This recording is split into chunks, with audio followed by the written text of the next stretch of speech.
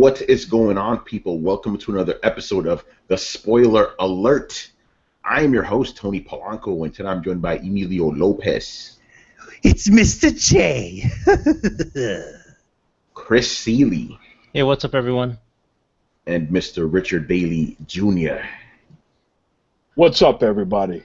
All right, people, so you see the headlines either above me or under me. Motherfucking Batman, The Killing Joke.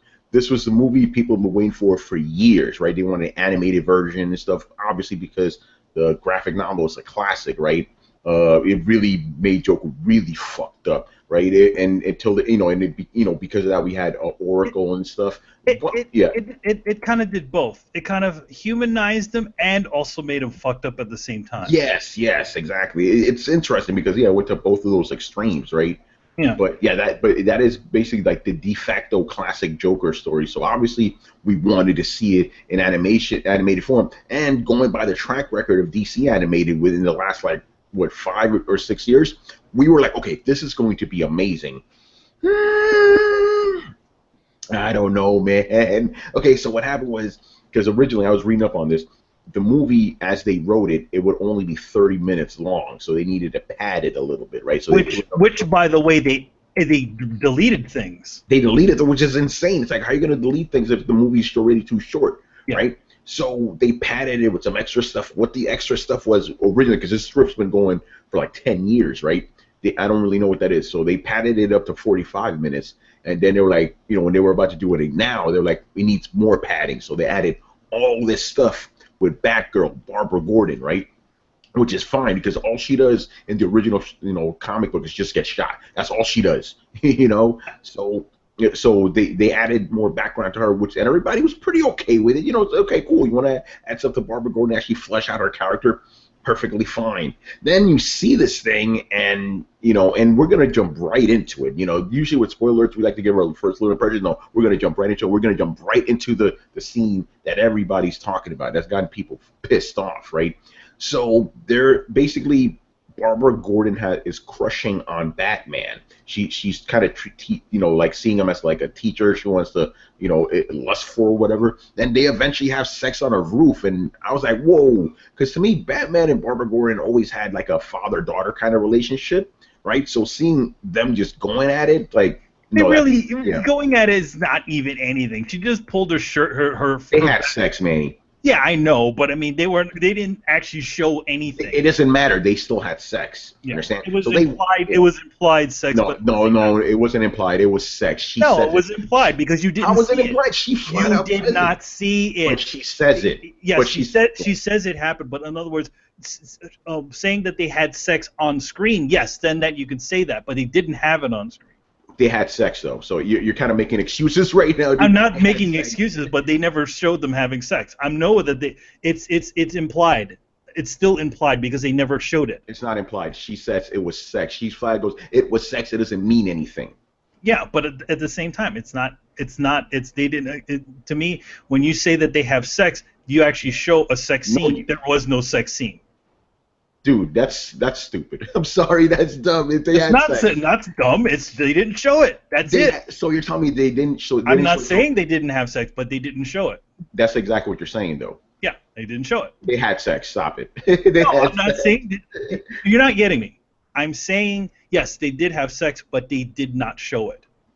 But you could say that for any movie that when people have sex, they don't. Well, no, you can say that for some movies, but not all, where they actually do. Like, hey, in Terminator, they didn't have sex because they didn't show penetration between Kyle Reese and Sarah Connor. I mean, again, you're nitpicking. They didn't have on screen. They didn't have on-screen sex. They had sex, dude. This is not a porno. Come on now. So yeah. Anyway, Barbara Gordon and Batman had sex. People went fucking nuts. Understandably so, because that's not the kind of relationship they're supposed to have. So. How do we feel about that? And Richard, I'm pretty sure you're pretty steamed right now because I know Richard's normally a pretty calm guy, but he told me, like, Tony, I need to be on the spoiler alert. I got a lot of shit to say. So what was your thoughts on the whole Barbara Gordon Batman situation? Well, first and foremost, allow me to say that when I saw the cartoon in its entirety, and I see at the end when Joker has his joke and laughing session with Batman, I thought to myself, that's exactly the reaction Warner Brothers had. They laughed to say, we really fucked over the fans with this film. I wouldn't say Wow. that. That's going a bit far. Well, no. To answer your question specifically, um, yeah, we did see Barbara Gordon take her shirt off, so you know that normally is a sign of she got busy with Batman. I think the response afterward, very very much, Batman didn't want to be seen with her. It took a while for him to to get himself under control, and What then have I she done? reached out So to him. stupid. Well, that embarrassment, that is probably how a lot of people felt when they saw that. They asked, why did this have to be in the cartoon to begin with? It just didn't make any sense. Yeah, what makes it worse is the writer specifically said, "Oh yeah, this is already a controversial movie. We need to make it even more controversial." Which by the way, there's another. As much as I don't like that they added that dynamic to the sequence. There's another situation that's later on in the film, which I think is also just as bad. Oh yeah, we'll talk about that. Yeah, well, I mean, I'll Yeah, say go this: ahead, Chris. they completely this addition of Barbara Gordon in this story to Killing Joke actually just it is completely out of character for Batgirl and Batman at the same time, and I'll explain why. There's a term in anime called yandere, I believe. Like now after old anime, I know what this means now. Thanks to Riku, probably. Thanks to Riku, yeah. It's the love interest that's like psychotic, that they're obsessive to the point where they will commit violence or anything because of the character they love. Barbara Gordon is not that person. She did not become Batman's sidekick or whatever and go out to seek justice because she wanted his body, right? That's what they boiled her down to. That's what they boiled this character down to, and I feel like that's embarrassing. It's juvenile, and it's awful, and at the same time, Batman is driven. He's a completely driven character. He has only one focus at night, and that is to fight crime. You can't tell me in the middle of chasing down this gangster who is allegedly so dangerous he doesn't want Batgirl to go after him, right, with her, because he's psychotic and he's obsessed with her and it would compromise her investigation, whatever, and that he doesn't want her near him, right? So if this guy's so dangerous, how come you could take time out to have sex on a roof, which is like the most idiotic thing I could think of. It's like she didn't like try to seduce him in Wayne Manor. They didn't have this like little talk when they were out of costume or whatever. Even that I wouldn't agree with, but at least they could have done it that way. No, they got hot and heavy, exposed out in the middle of anywhere. So I only assume that Catwoman was on another roof with binoculars, like, son of a bitch, you know? How much times did she come on to him and he's like, yeah, no, thanks. Because Batman doesn't care about that stuff when he's Batman, right? And their relationship is a father-daughter thing, so it really was incestuous and weird to have this scene. Yeah. And it really... By the way, yeah. Go ahead. I just added one little thing in there. Go, but finish up. Yeah, no, that was it. It just bases her character. It completely demeans what it means to put on the cape and cowl for her anyway. That it wasn't even about thrill seeking. It was just about pleasing him and obsessing over Batman. And if that's all her character is, that kind of ruined her before we actually get to the Killing Joke part of the movie. No, you're 100% right about that. It really does diminish her, because what is she doing when she's not with Batman? She's worrying about, oh, why doesn't he call me? Why does he treat me like that? It's like, this is like, really? You're gonna turn Barbara Gordon into like this like teenage little like lusty girl? It's really, like you said, it's disrespectful to the character in that way, you know. I will say this one quick, because remember, we always like to throw little video games things in here. See, Batman, he's Naked Snake, right? You know, Eva was coming on to him. My man was like, no, I'm not worried about that right now. When he got the job done, then he fucked her. You know, that's Batman. He'll fuck Catwoman later. You know, not during. You know, but anyway, yeah. But you're right. I do one thing. I mean, granted, that whole sequence makes no sense, and the only thing that I feel like that you get out of it is the one section where where you get that one bit of knowledge. He says, once you've gone over the edge, then that's it, and I don't want you to become that or something like that. I think that's cool, and it also gives you a reason why Barbara Gordon kind of quits being Batgirl. But at the same time, and I understand why they did this, because they just didn't want it to be that the only thing that Barbara Gordon serves in the story is to get shot. But to be honest, you really don't need that much backstory on her.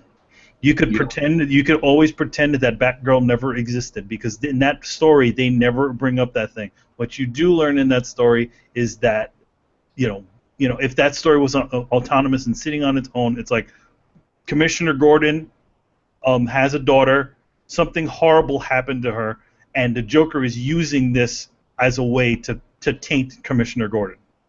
Yeah, definitely, man. The thing is, like I said before, I don't mind them even extrapolating on Barbara Gordon's thing. It's just they diminished her not only did they diminish her as a character, they diminished Batman as a character in the process, because he wouldn't be less than like a teenage boy either. It's like, oh, I don't want to talk to you right now. Yeah, that part bothered me, because I'm like, okay, he's not answering her like bat radio or whatever, right? I'm like, what if the Joker had shot her at that point? He's pouting in the car, like, I don't want to talk to her right now. What if she was dying? That's ridiculous. Like, that's totally out of character for him. Like, the whole thing was just contrived, just so guys like Brian Azzarello, who's like proved himself a complete dude bro in San Diego Comic-Con, by the way. You don't endear yourself to fans by calling them pussies. Yeah. And you did everyone a favor by like, hey, we gave you some TNA, guys. Isn't that what you wanted? No, motherfucker, we wanted a good movie. We wanted a good story. We didn't want you to ruin Batman. And the ironic thing is, because we were like, hey, Killing Joke, well, at least we're going to get one good Batman movie this year. Apparently, I'm going to say this right now, because you guys, if you saw the last spoiler alert, all of us were very, very upset over Batman killing people. This is worse than him killing people. He does it more than once in this movie, by the way. Yo, and I'll tell you what. Oh, yeah, we'll get to that, Manny. I know what you're talking about with the midgets. Yeah. I'll just say one more thing. If that was me talking to him at San Diego Comic-Con, I'm not like SJWing or anything here. I'm being real. Like, if he fucking had called me a pussy, I would have taken that mic stand and beat him right fucking there at that panel.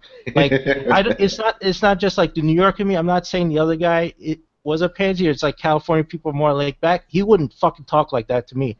I would wrap that fucking microphone around his face. And some of these guys get really pretentious, man. It's like, oh, you're a pussy. Really, dude? I thought we weren't supposed to use a term like that. Yeah. Go ahead, Rich. Yeah, I'd like to make a quick comment. I know that Manny brought up, earlier about the what Batman said, the cool line he said about not going over to the edge. I felt like that was put in there specifically to get to the whole point of the Killing Joke and Joker's message of what he was trying to get across. But that was really the only connecting part. All the other stuff before that was just thrown in there just for extra. I agree. The thing is that there's absolutely no connection between the two parts of the film. I mean, like, there's the easiest thing they could have did. Okay, the one part where Batman walks into Arkham Asylum, and he's there, and then he sits down and he's talking to the Joker. Like, listen, we might kill each other. I'm trying to plead with you, blah blah blah. The guy that was dressed up as the Joker, you know who that should have been? Who? That fucking criminal. That dude, yes. You're right. Just at least tie it all together, tie the whole thing together. But yeah. But the thing is, the whole thing about where she says like, oh, it drove me to the darkness, right? Let's talk about that for a little bit, because this is what drove her to the darkness. Batman doesn't want me, so I'm gonna beat the shit out of this criminal. That's what it was, really. Yeah. It's so dumb. Yeah, that's not the abyss he was talking about, and more. And the Killing Joke contrasted the whole like one bad day can change you thing, right? Mm-hmm. That was the whole point of it. That was the Joker backstory, and then we know what it alludes to with Batman, the day his parents were killed, right? That's the one bad day. That's the abyss. That's when you face darkness and death, and you at the edge of your sanity. What happened to her was ridiculous, right? It was contrived, and she became obsessive, and then she beat the shit out of this guy because it ruined her relationship with Batman. That, to me, is not the same thing. Yeah, and she flat says, you ruined everything, like a little girl, Come on, you don't do that to Barbara Gordon, man. It's fucked up. So yeah, go ahead, man. Let's get to the actual Killing Joke. Yeah, let's talk about the actual Killing Joke, because this is when the movie actually turned around for me. I actually liked this movie, pretty much, once they actually got to this. But at the same time, the previous stuff kind of tainted it a little bit. To be honest, I think both of it did it for me. Because I feel like the biggest issue with a lot of this stuff, especially seeing it in the movie theaters, was the fact that they didn't let any moment linger. And they added fucking action scenes to the goddamn story. Yeah. Like what? Yeah. There was no action in that story. It's a story with Batman and the Joker in it. This has this fucked up moment in it, but they added all these additional things that really kind of killed all the atmosphere of the actual story. Yeah, it's true. You're right. The original one never had any action. No, there was no action scene. There was no action scene in the park. Batman drives in there. He sees the Joker up there, and then that's it. He runs into the fun house. He gets almost thrown into a pit, and then he has that conversation with him. Well, yeah, but that whole lead up in the book, when you animate it, it's not interesting, right? When you see the motion. No, I mean it can be interesting because there's a lot of things that they could have did, but there's not even any atmosphere to it. And then to be honest, adding that fucking the show tune in there just screwed the whole goddamn thing over in general. Well, the show tune was awkward. I'll agree with that. And it felt like we were back in cartoon land. I mean, we've already established that this world of Batman is a lot darker. It's not fucking the animated series. But then all of a sudden, hey, we're doing a Buzzley Berkeley musical. Where did he get those carnival people from anyway? Those carnival people were there. That's it. And they're in the book. They're just there. And they don't do anything. This is so awkward. Like, there's things in the book like that was in there that I'm like, why is this here and what does this mean? Yeah. Like, when Batman first finds those dead people arranged like a comedy club in a storage locker, and he and Harvey Bullock are talking about it, that doesn't lead anywhere. It doesn't go anywhere. The only reason why that's there is to say, because it's trying to connect it to the trying and veil to say that that Batgirl thing and this Killing Joke part of the story are all connected. So you need something to say to lead you into, hey, that the Joker is loose, rather than Batman just walking into the first thing that Batman doing in the beginning of the story is walking into creepy ass fucking Arkham Asylum and saying literally to friggin' the Joker, like, listen, one of us is gonna die, and I don't want to do that, Yeah, I'm really honest right now. Like, okay, I understand it's a feature, quote unquote feature, so they need to extend it, but I would have preferred, even if it's half an hour, just give us half an hour. Like the actual real comic, Like I said, there's things that they could have extended to get that time back. Yeah, but because the thing is, I think the actual things that made sense. Yeah, the actual scenes from the actual book were very well done. I thought the acting in this movie was really good. It's all that other stuff that just ruins it, And yeah, let's quickly talk about that midget scene. That annoyed me because basically, like, there's a spiked floor under Batman, right? He dodges it. He's hanging on by a thread. Fucking a midget comes. He grabs a midget and throws him into the spikes. I'm like, whoa. Yeah. And Manny, I know they implied it, but he killed that midget. He killed him. I think there's a sound effect too when he throws him in the pit. Yeah, he throws him in the pit. So Batman just killed a midget. Well, you realize he probably killed that strongman too. Outside the action scene that wasn't in the comic, he throws epoxy on this guy's face that he can't pull off. You telling me he can breathe? Yeah. Like, he killed that guy too. Like that, I'm like, that guy suffocated to death. There's no way. Yeah, but see, by that point, I had already checked out. So I just didn't care. But I was just like, and then he killed that midget. Like, he brutally killed that midget. It's like, Batman doesn't do it, but by that point, it's like, okay, Batman wouldn't fuck Barbara Gordon. He could just go ahead and kill. I don't care anymore. And not to mention the additional scene to further bring home the fact that it may be implied rape, which is an actually saying that he raped her. Which he literally is looking for Batgirl, and he goes over to these two like whores in the street, right? And they're like, oh, well, Joker hasn't come around lately. Maybe he's getting his satisfaction somewhere else. Yeah. Oh, I'm like, come on. like to be honest, when I first read the book, I never thought that he actually raped her. I thought he was just taking fucked up photos of her as she was writhing and dying. Yeah, just to torture Gordon with them. Just to torture Gordon with. That's what I thought too. When I read. Yeah, I mean that scene is supposed to play different because to me when I read, I'm like, oh, he fucking raped that bitch.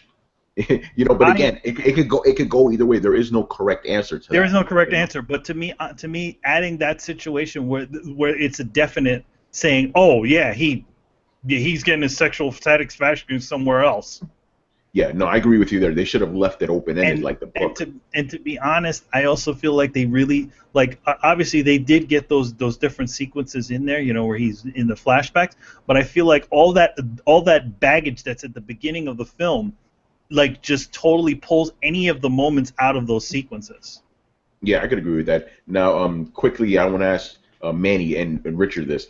Okay, how did you guys feel that you actually paid to see this? To be honest, I still don't hate the film. I don't think it's a great film, and I don't hate it. I'm still glad that I went to see it. Really? Because, you know, man, I was like, because I was gonna see it, but then, you know, something happened, I couldn't see it. I'm like, man, I'm glad I skipped that.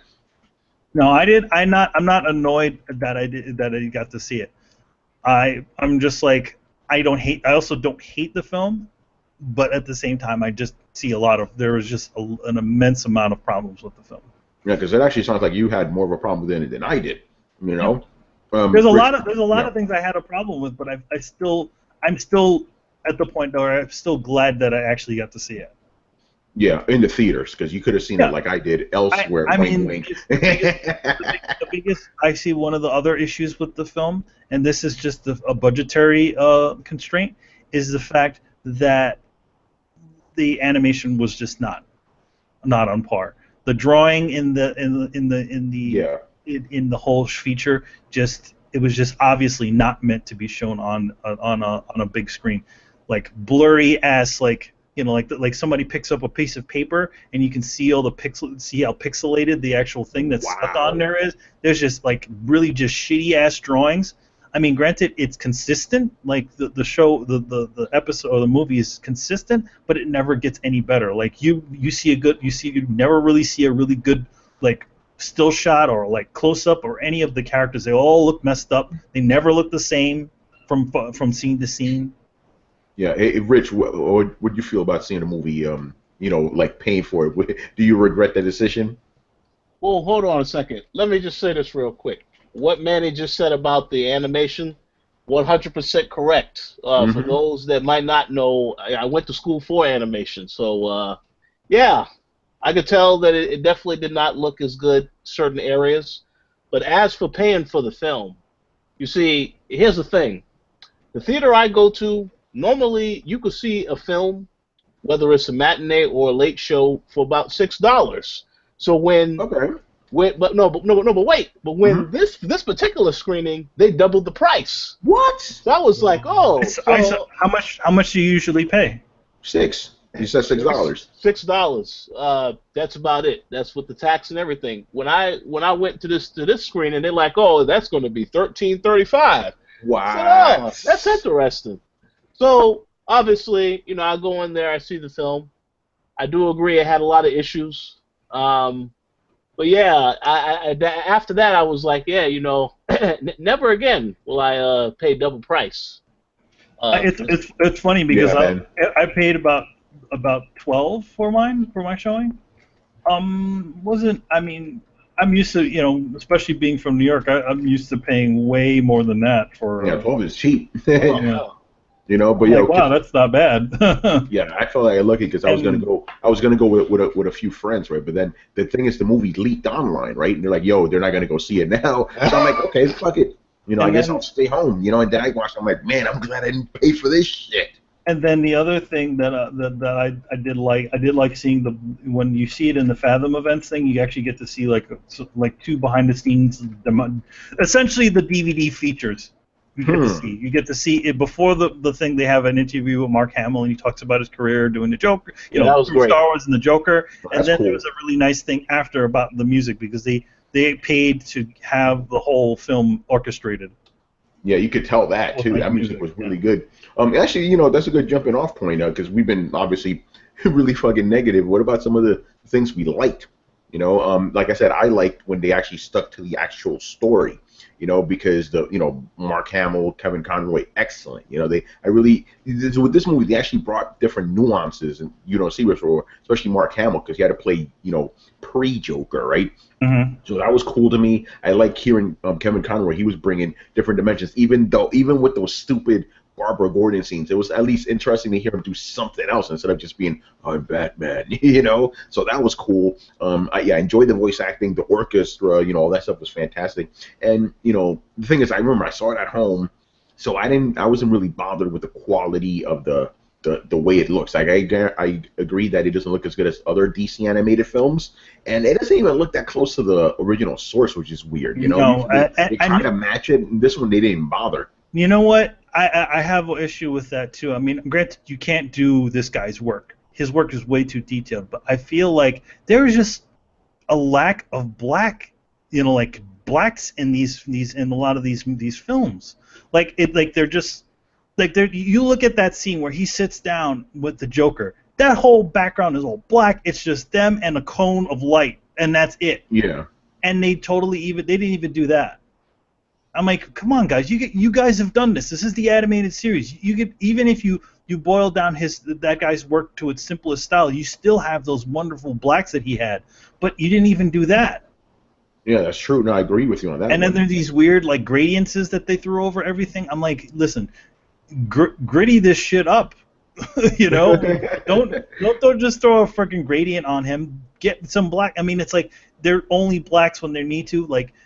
Especially with like close-ups, when you have like a face that's all backlit, at least throw a little bit of extra shadow work on there just for those sequences because it makes them look flat. But it's like it's not like they can't do it. They've done it before. They've done it before, and I just feel like I just feel like I feel like even if when they added that extra 30 minutes, I feel like if they added that extra 30 minutes, they should have just removed that and then spent a little bit more time on trying to create some atmosphere or some something better looking than this kind of weak animation that they did. But weakly drawn animation. Ooh, weakly drawn. But Manny, what about things you did like? What about the things I did like? You got to think about this one. Do we need to come back to you? Yeah, I think you need to come back to me because there's not a lot that I can say that I liked about it. I mean, I just felt like I mean, again, I'm glad I saw it, but I don't think it's them at their best. This is not no fucking Red Hood. This is not no like even the two Dark Knight films. This is just weak. Yeah, Chris. Yeah, I agree with Manny. I think the movie's strongest moments were some of the action scenes. Even though like I'm in agreement with him, there was a lot of forced stuff. They just shoehorned in action because they needed Batman. Yeah, because it's Batman. Because it's Batman. Seeing the Joker flashbacks when he was normal and before he had his accident. Seeing that animated and seeing it in that kind of sepia and the memories, that was well done. I think they got certain tones of the comic right, and then they just shoehorned in other stuff that didn't work. But I think those were the strongest points of the movie. I do like Batman's design, although they got lazy with that too, because in the flashback he was wearing the same exact outfit. Man.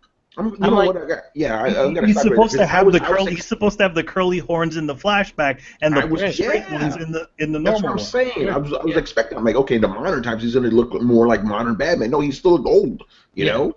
Yeah, he looked exactly the same. So I'm like, that's a little lazy with the design. You couldn't have designed a second version of Batman in a suit. And then there was the other thing, like, okay, you have like those close-ups, right, of all those fucking dead bodies, like the guy who got jokered. He got this, like, okay, they do this shot where they do a good close-up of it, and he's just not, like, I understand they're not going to go with all the rendered stuff, but just for that shot, do a fucking detail shot like Ren and Stimpy where he looks so fucked up. Like, they should have did that sort of thing. They just kind of threw a gradient on there and just, put their eyes all crooked in all kinds of other different directions. The Joker's hair looked like he was like in Dragon Ball Z when he took his hat off. Yes. He had like a point on his head. I'm like, come on, guys. Oh man, Rich, what did you like about this movie? Well, it's very, very hard to talk about what I did like because there's a lot of negatives. let me try again. Kevin Conroy and Mark Hamill. I'm very glad that they were in this. Yeah. I like the fact that, as Manny already said, when they showed the Mark Hamill interview before, and he basically talks about, when he got the role as Luke. Then he talks about when he was in Arkham Asylum, the video game. But again, when you see and you know how great that game was, and you know how great all this other stuff was, and then they say, yes, and now coming to the Killing Joke, I was looking forward to being a part of this gritty experience. It's Arkham, that Arkham game, the last Arkham game did a better version of Killing Joke than this actual movie did. Yes. Man, that's some true shit right there. This is true. This is true. Because it still respected Barbara Gordon, Well, it respected everyone and everything. It didn't just for plot convenience or for somebody to think, hey, we'll make this edgy. No, you do edgy by actions, by story, not with with contrivance, and you honor your characters. Yeah, but I guess they couldn't be bothered to do that. Manny, you couldn't find anything, right? Mark Hamill and Kevin Conroy. I like Mark Hamill. I like Mark Hamill. I like Kevin Conroy. The music too. I feel that the music was done pretty well. I just feel like a lot of this stuff it was a missed opportunity. It's the same feel. It's the same goddamn feeling I felt with a lot of those DC films before they hit their stride. Which one specifically? The Death of Superman. Pretty much. Yes, the animated ones. Yeah. Pretty much everything before the Wonder Woman film. Okay, so Even that Green Lantern film was kind of a waste of space. What about New Frontier? New Frontier, the issue I had with that is it was too fast. Yeah, it was like Cliff Notes version. It was the Cliff Notes version of New Frontier. To be honest, I feel like that even with this film, it's like the semi Cliff Notes sped up version of The Killing Joke, when they could have just let things sit and let things be creepy, which is exactly what that book was. It's short, but it feels longer than it is. Yeah, you're right about it. When I heard about 30 minutes, really? But you're right. You could have extended it by actually just letting those scenes breathe. You gotta let those scenes breathe. Okay, there's that one shot where the sequence where he brings Commissioner Gordon through the thing, and then you see all the different shots. Which I'm pissed off about the shots of Barbara Gordon because they don't feel fucked up enough. Yeah. It's just a picture of her, a lousy drawn picture of her feet, maybe her hand. There's no book. You see a thigh, You see a thigh. I mean, those, in the original book, those shots look really fucked up. But at the same time, they didn't show much. Just that one shot where she's laying on her back and she looks totally frightened out of her mind, and just blood coming out of her, coming out of her. It's oh my god, this is horrible. But this is just we just took we just took these fun pictures and just. And then, that portion, right, where he doesn't know where the Joker is, and he does that, Batman's doing that. In the comic, it's one page of a montage of him going to different places. Yeah. They did one of those, and then they added that additional scene where he talks to the horse. But I'm why didn't we stick around with some of these other things, showing him going through the city, doing some other things, that's the portions you could have tossed in some brutal. Him being brutal on some random thugs or stuff. Even the fucking Penguin is in that goddamn book.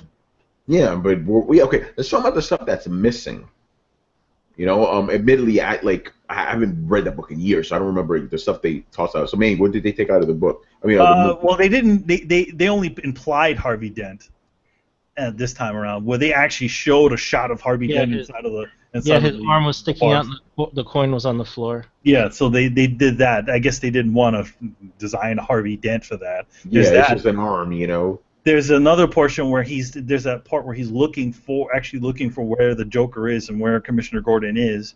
They changed. They only did one of the sequences where he bashes that guy's head into a wall. Yeah. But there's a couple of more, and then he actually goes and visits the Penguin at some point to find out from him, which would have been an awesome thing, or if he just beat the shit and did some extra sequences there, right?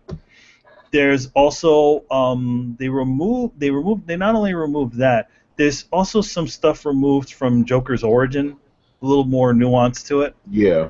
That was actually pulled out. It's just quite a bit of things. I'm like, why remove them? You know? Why pull? Especially if the story's already short. If the story's already short, it's like, okay, there are sections that you can do. I understand why they wanted to put that action scene with the freaks in there, but why did he throw one of those guys into a pit of spikes? I don't know. Why did he have a big old battle on the merry-go-round, which wasn't there in the comic? It was just added in there. Yeah, I don't know. It's crazy. I don't know how they. And the thing is, these guys should know better. You know, the guys who made this, Bruce, Tim, all these other guys, they should know better, and they fucked it up. You know what was weird? Can I ask a question? Yeah. So one of those freaks is supposed to be the dog-faced boy. Yeah. He wasn't supposed to be a dog werewolf? man, but yet all of a sudden he had like sharp teeth. Remember, he's sitting in the Joker outfit, and I'm like, wait a minute, having excessive body hair does not give you monster teeth. And it doesn't give you super strength either. Yeah, and super strength, enough to take down Batman. Yeah, that bothered me because I'm like, wait, no, the Wolf Boy or whatever the fuck he's called, he's just literally a really hairy dude. He's not superpowered at all. Yeah. You know, and he's not bestial or anything. You know, it was just that he was. The thing is that I kind of get why they put it there because they're kind of just useless thugs. But at the same time, it's not about the fight. It's not that the Killing Joke was never about fighting. It was about the cerebral battle between Batman and the Joker. Right. Yeah, exactly. But they wanted to be honest. But I get it though. They want that action in there. Yeah, I mean they feel like they have to add action in there because it is a Batman story. But there are just as brilliant Batman stories where he doesn't throw one fucking punch. It's true. But they probably didn't feel that regular audiences who don't read comics would like that. They want to see Batman fucking somebody up. It's a character exploration, not a fucking action film. And so to be honest, and like I just feel like they just lost a lot of the vibe of the book. And I mean, usually me, I'm pretty forgiving when it comes to these things. I'm like, oh yeah, they changed this, they changed that, but I feel like they did something here, but I don't feel like they did anything to really accentuate the story. No, I agree. Go ahead, Rich. I have two questions. Speaking of the story itself, I have to ask this question. I read up on the story. I didn't actually pick up the book or have a look at the book yet, but I have to ask this question. So at the point that Joker finds out, well, pre-Joker, finds out that his wife is dead, at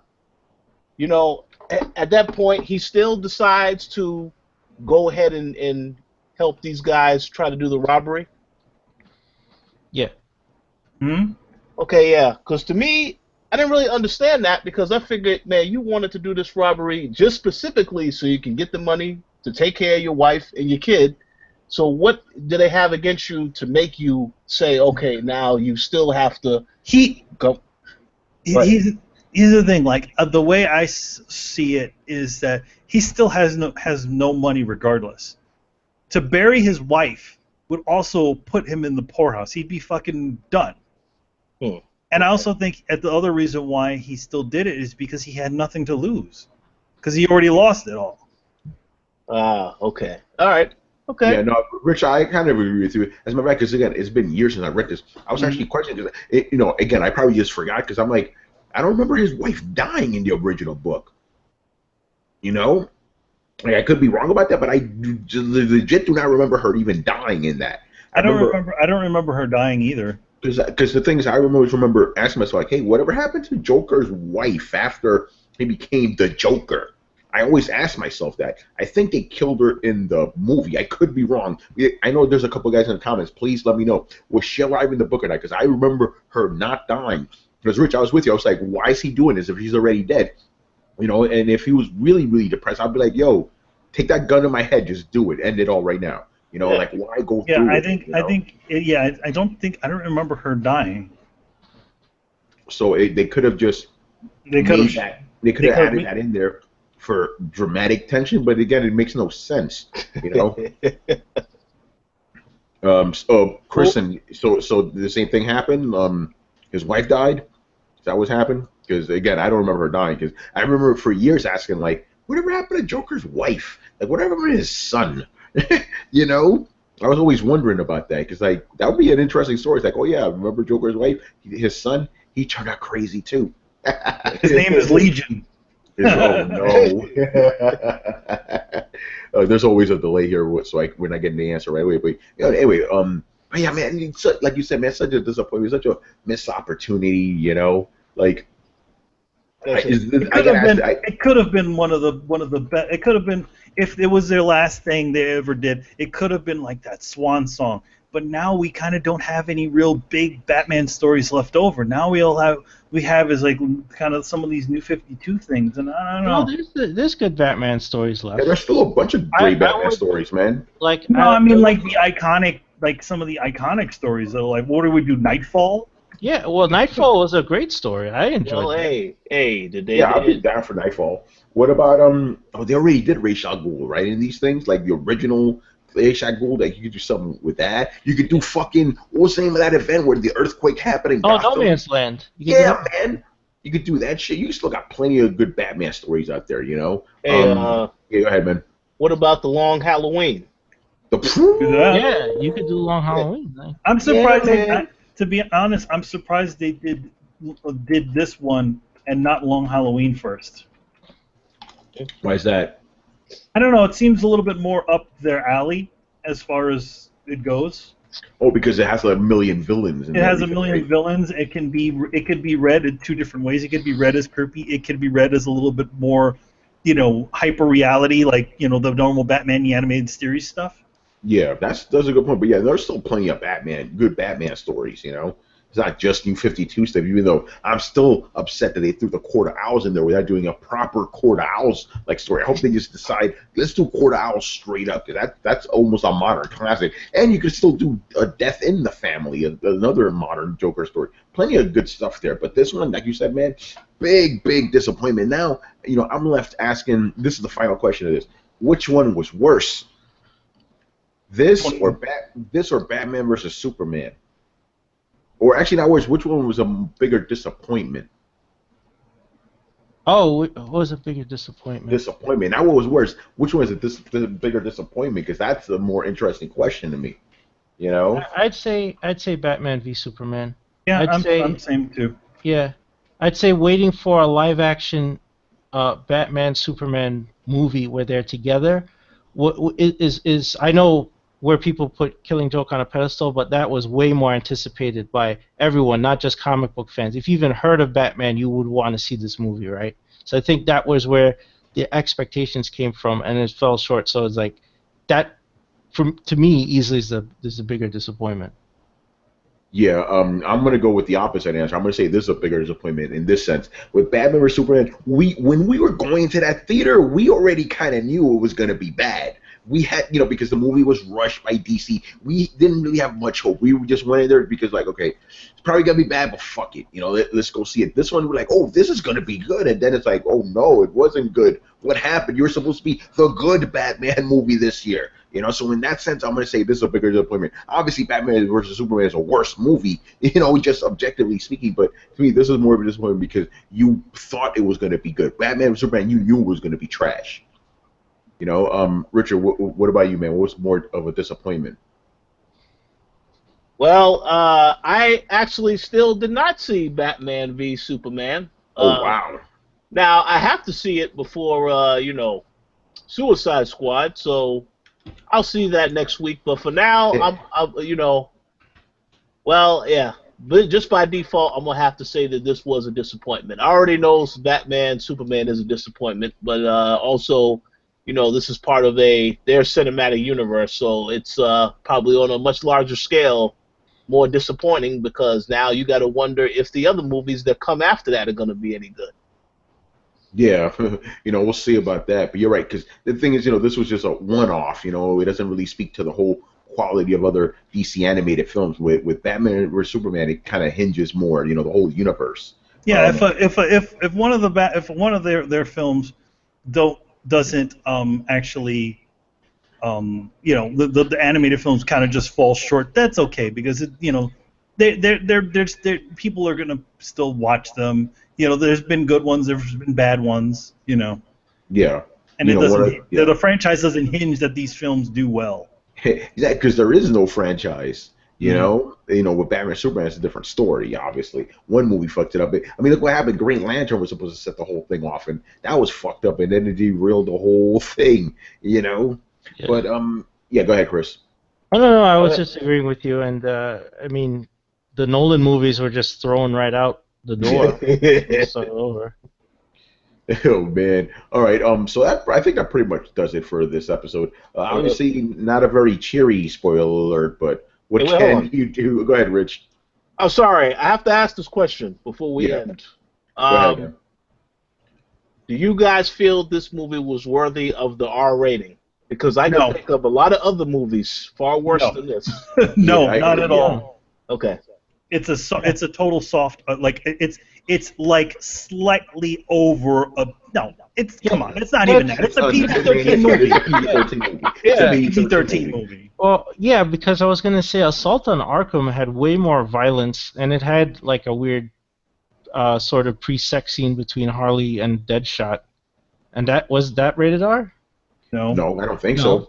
So yeah, that's why I was like, why did this get rated R? I mean, they're bleeding and they're all that stuff, but it really people getting shot, like it doesn't. I don't, because I think it's because it's so stupid. I think it's because they curse in this movie, and they don't even really curse. No one says fuck or anything, but they do say shit and all this other stuff. It's dumb. It's just like, what was it? There was one movie I saw, Deadpool. Deadpool was not really a R-rated movie. It was just rated R because of the language. It was a pretty timid movie too. But I don't. Yeah, Rich, to answer your question, definitely not worthy of a rated R. Not even close. That thing was not nearly fucked up enough to earn that rated R rating. Mm-hmm. But I mean, like if we're gonna go with Batman films, I didn't like Mask of the Phantasm that much. To be honest, I think the Return of the Joker is probably the best Batman film, and it's not even a Batman. It's not even a real Batman film. Yeah, which is hilarious, Film. I think that being the top, the two animated series ones being the middle, this one's like the bottom of the barrel. Oh man. All right, so I think that pretty much does it. So thank you for watching. Shout out to everybody who's watching us live and stuff. You guys are going a little crazy in there. I like that. Someone's asking us about PS4 Neo. We ain't talking about that right now. Yeah, man, we're talking about Batman. We're talking about cartoons, animation. But shout out to Mega Jack, regardless. So that is it. New throwdown this week. I don't know what we're gonna talk about. There's a bunch of shit happening. We'll find something. Yeah, exactly. It's gonna be another one of those shows. It's like no main topic. You just got a bunch of shit. So that is it. So thank you for watching and listening and all that jazz. I was your host Tony Polanco, and joined by Emilio Lopez. I am the Joker now. Chris Seeley. Yeah, it takes one bad day, and it was watching this movie. Oh. It's one bad day for you to become the Joker. And, of course, Richard Bailey Jr. From one disappointment to another one, I can't wait to see Batman v Superman now. All right, people. We'll see you next time. Later. Later, guys.